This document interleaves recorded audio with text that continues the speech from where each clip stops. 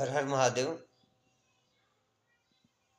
मैं पंडित राजेंद्र शास्त्री आप सभी का आध्यात्म दर्शन में बहुत बहुत स्वागत एवं अभिनंदन करता हूँ। हमारे सनातन धर्म ग्रंथों में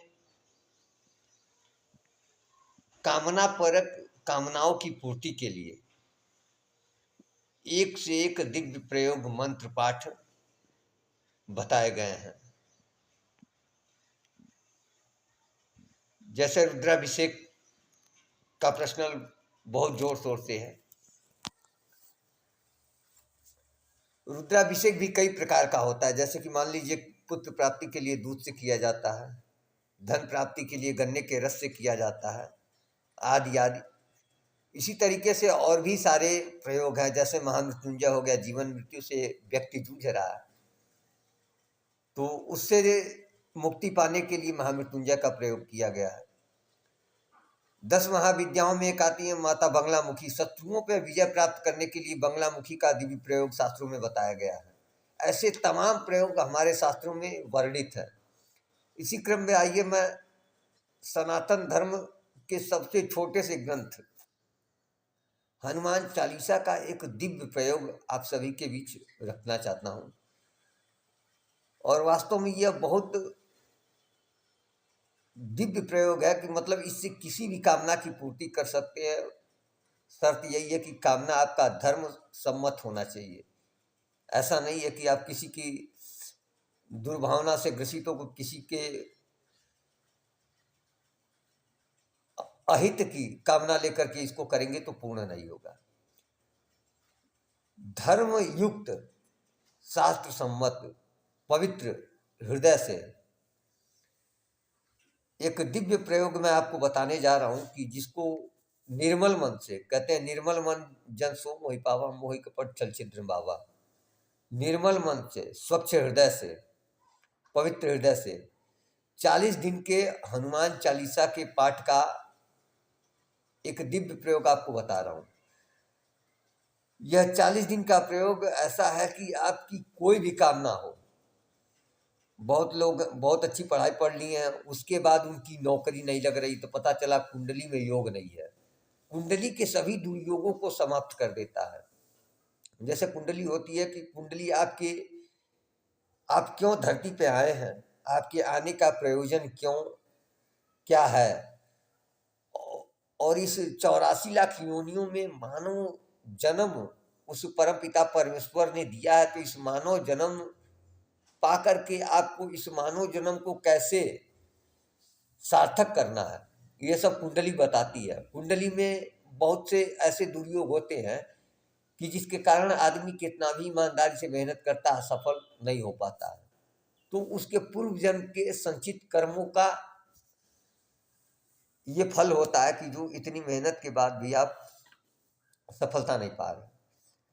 तो कुंडली की वजह से या चाहे जो भी रीजन हो, जिस वजह से भी आप किसी भी प्रकार से दुखी हैं, कोई समस्या से ग्रस्त हैं, या कुछ ऐसी आपकी कामना है जो आप चाहते हैं लेकिन वो हो नहीं पा रहा, तो उन सभी समस्याओं की पूर्ति और सभी कामनाओं की पूर्ति के लिए यह 40 दिन का दिव्य प्रयोग हनुमान चालीसा का मैं आप सबके समक्ष रख रहा हूं।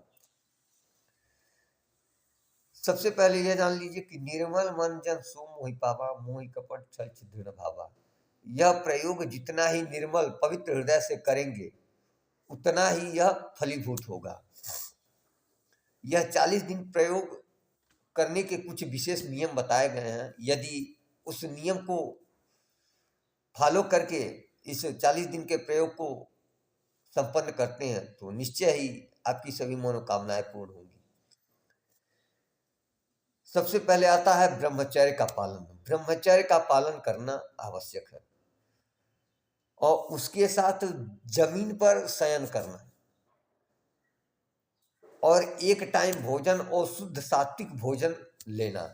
लहसुन प्याज इत्यादि का एकदम त्याग कर देना है और कहीं भी भोजन नहीं करना और कहीं भी जल ग्रहण नहीं करना है। क्यों?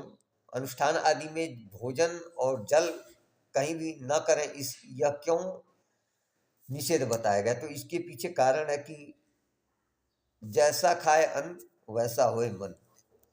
जैसी जैसा पिए पानी वैसी बोले वाणी। तो अन्न और जल का हमारे मन मस्तिष्क पर बहुत गहरा असर पड़ता है, प्रभाव पड़ता है। तो इसलिए अनुष्ठान के अंतर्गत कहीं भी भोजन करना और कहीं भी जल ग्रहण करना निषेध बताया गया है। अनुष्ठान दो तरीके के होते हैं, एक सकाम अनुष्ठान और एक निष्काम अनुष्ठान। निष्काम अनुष्ठान में किसी प्रकार की पंचांग देखने की, कोई तिथि मुहूर्त आदि देखने की आवश्यकता नहीं होती। परंतु जब बात आती है सकाम अनुष्ठान की, तो उसमें नियम, दिनचर्या और शुभ मुहूर्त की विशेष आवश्यकता पड़ती है। और यह 40 दिन का दिव्य प्रयोग शुक्ल पक्ष के दूसरे मंगलवार से किया जाता है। और इसको करने का क्या विधान है, मैं आपको बता रहा हूं। एक पंचमुखी हनुमान जी की मूर्ति लेके आइए और एक लाल आसन और लाल वस्त्र, जो लाल वस्त्र धारण करके ही हनुमान चालीसा के पाठ को करना है।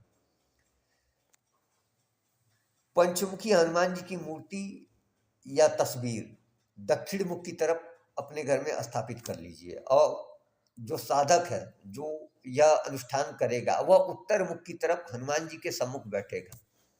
लाल वस्त्र धारण करके पूजन के नाम पे आएगा पंचोपचार पूजन। पंचोपचार पूजन में क्या आता है? चंदन, अक्षत, फूल, धूप, दीप, नैवेद्य या कुछ फल।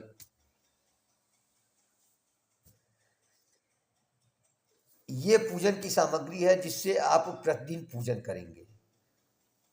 और इस अनुष्ठान का एक विशेष समय भी बताया गया। समय क्या है कि जिस समय आप प्रथम दिवस बैठेंगे पूजन करने या पाठ करने, वही समय 40 दिन तक उसी समय से आपको बैठना है। जैसे मान लीजिए कि आज हम सुबह 5 बजे बैठे, तो कल भी हमको 5 बजे, परसों भी 5 बजे, मतलब 40 दिन लगातार 5 बजे ही बैठना है। ये नहीं कि आज 7 बजे बैठ गए तो कल 8 बजे बैठ जाए, तो कल भोर में 4 बजे बैठ जाए। नहीं, एक समय जो पहले दिन आप जो समय निर्धारित किए उसी समय से 40 दिन आपको बैठना है पाठ करने। देसी घी या शुद्ध तिल के तेल की 40 दिन तक अखंड ज्योत जलेगी। और प्रतिदिन 108 पाठ हनुमान चालीसा का करना है। पूजन करने से पूर्व गणेश जी का वंदना, ध्यान आवाहन, गुरुदेव भगवान का ध्यान आवाहन, माता पिता का आशीर्वाद और माता पिता का ध्यान करना, और पंचोपचार पूजन करके, और पूजन से पहले संकल्प की विशेष महत्ता है। हाथ में अक्षत, जल, फूल और कुछ द्रव्य रख करके आप हिंदी में, संस्कृत आपको नहीं आती है तो हिंदी में संकल्प है। और सबसे बड़ी बात यह है कि जिसको संस्कृत आती है या नहीं आती है, उन सबके लिए यह सुलभ है, बहुत आसानी से कोई भी कर सकता है, क्योंकि हिंदी सभी को आती है। लगभग सारे घरों में हनुमान चालीसा होगा, हिंदी सब लोग पढ़ लेते हैं। तो इसलिए ये भी दिक्कत नहीं है कि संस्कृत में कैसे पाठ करें। तो अवधी भाषा में है, हिंदी आएगा तो आप हनुमान चालीसा का पाठ कर लेंगे। और पाठ करना आराम आराम आराम से, जैसे एक एक शब्द शुद्ध उच्चारण होना चाहिए। ये नहीं कि जय हनुमान ज्ञान उच्चारण, नहीं, आराम से एक पाठ मुश्किल से आप 2.5 से 3 मिनट में कर लेंगे शुद्ध उच्चारण के साथ। 108 पाठ प्रतिदिन यदि इस नियम का पालन करते हुए 40 दिन तक 108 पाठ किया जाए, तो यकीन मानिए आपकी कोई भी ऐसी इच्छा, मनोकामना नहीं होगी जो धर्म सम्मत इच्छाएं हों। ये नहीं कि किसी के अनहित की कामना से आप ये अनुष्ठान करने बैठे, तो नहीं, ऐसा कुछ नहीं होगा। और निर्मल मन से, तुलसीदास जी के निर्मल मन जन सो मोहि पावा, मोहि कपट छल छिद्र बाबा, पवित्र हृदय से 108 पाठ प्रतिदिन हनुमान चालीसा का पाठ करिए। और जब 40 दिन पूर्ण हो जाए तो देसी घी और गुग्गुल से किसी ब्राह्मण को बुला करके हवन करवा दीजिए हनुमान जी का।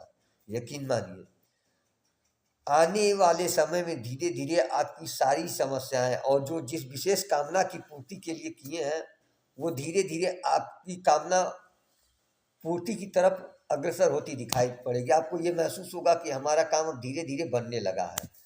और ऐसे बहुत से प्रयोग, दिव्य प्रयोग हमारे सनातन धर्म ग्रंथों में भरे पड़े हैं। अभी तो मैं एक अपने सनातन धर्म का एक सबसे छोटा सा ग्रंथ हनुमान चालीसा का ये दिव्य प्रयोग बताया हूँ, जिससे कुछ भी असंभव नहीं है। इसमें कोई संशय नहीं। यदि ब्रह्मचर्य का पालन करते हुए शुद्ध सात्विक मन से और एक ही समय पर संकल्पित हो करके यदि इस अनुष्ठान को संपन्न कर लिए, तो यकीन मानिए आपकी कोई ऐसी मनोकामना नहीं होगी कि जो पूर्ण ना हो पाए। ऐसे ही और दिव्य प्रयोग मैं आपके बीच में लेके आता रहूंगा।